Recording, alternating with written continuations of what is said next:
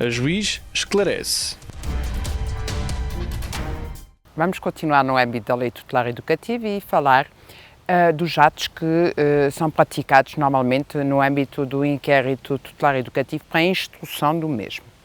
Há atos que são obrigatórios, tal como a audição do jovem, salvo se for um caso de arquivamento liminar, como já disse, pode acontecer nos casos em que a pena máxima de prisão aplicável não seja superior a 1 ano e haja, portanto, elementos suficientes que permitam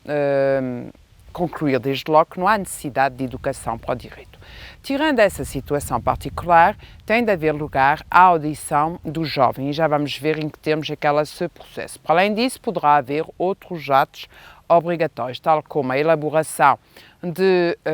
relatório social, com avaliação da personalidade, avaliações psicológicas, isto nos casos em que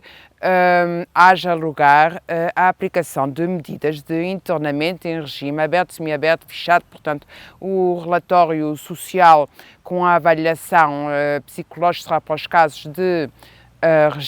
medidas de internamento com regime semiaberto e aberto, iremos ver noutras sessões o que isso é. E a outra avaliação de que falei será para os casos em que há lugar à aplicação de medida de internamento em regime fechado. Esses atos, esses relatórios, essas avaliações têm de ser levadas a cabo quando o Ministério Público perspectiva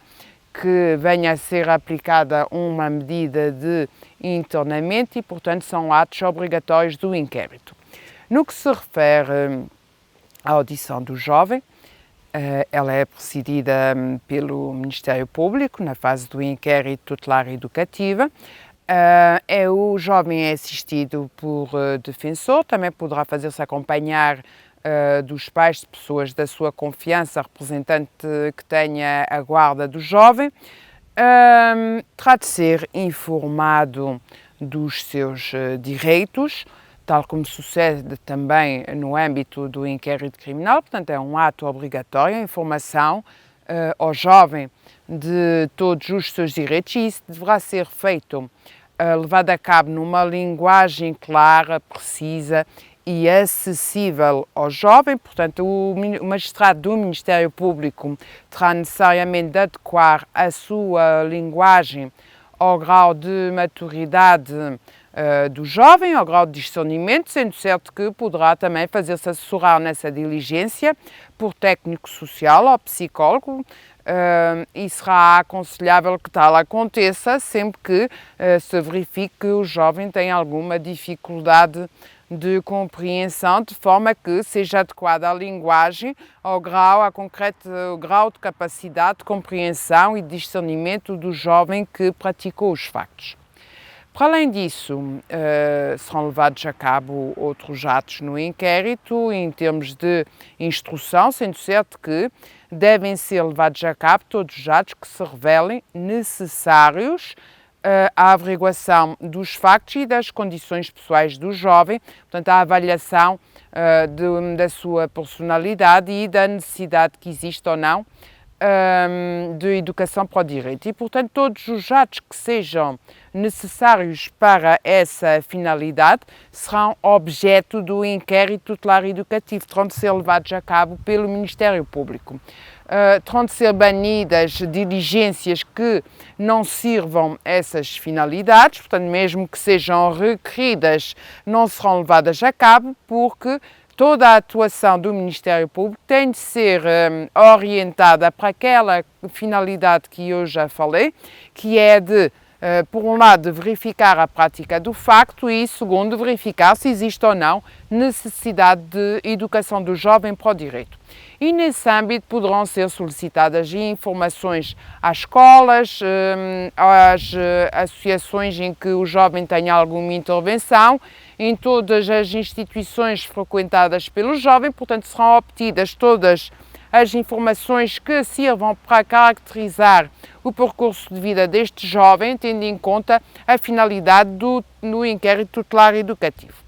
Para além disso, serão ouvidos os pais, representantes, pessoas que tenham a responsabilidade, portanto, a guarda do jovem,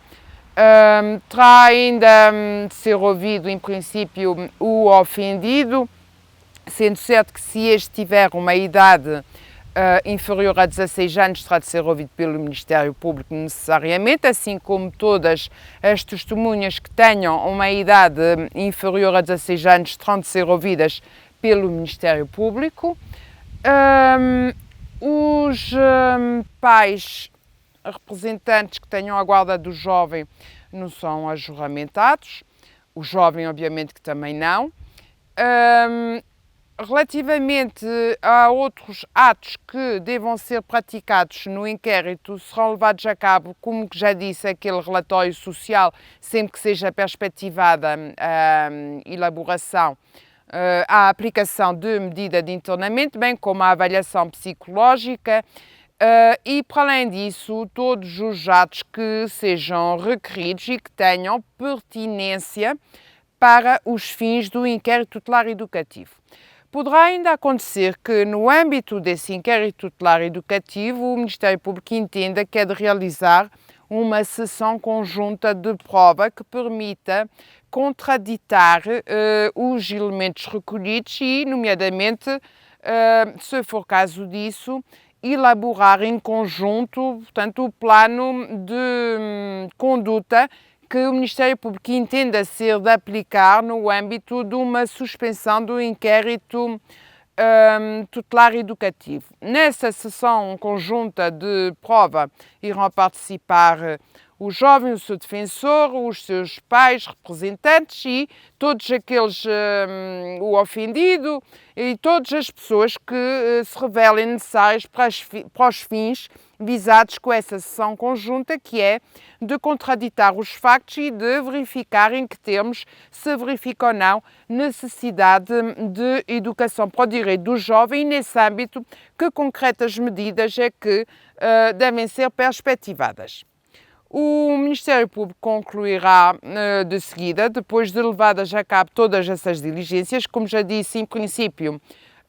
deverão ser realizadas num prazo de 3 meses, salvo se for aplicada a suspensão provisória, a suspensão do inquérito tutelar educativo, caso em que esta poderá durar 1 ano, interrompendo o prazo de 3 meses de duração prevista para o inquérito tutelar educativo. E, no termo de todas essas diligências, como já disse, o Ministério Público irá optar então pela solução que se revele mais adequada às finalidades do inquérito tutelar educativo e que mencionámos na anterior sessão. E relativamente a estas diligências instrutórias que têm de ser levadas a cabo pelo Ministério Público, penso ter dito o essencial. Bem-aja pela atenção.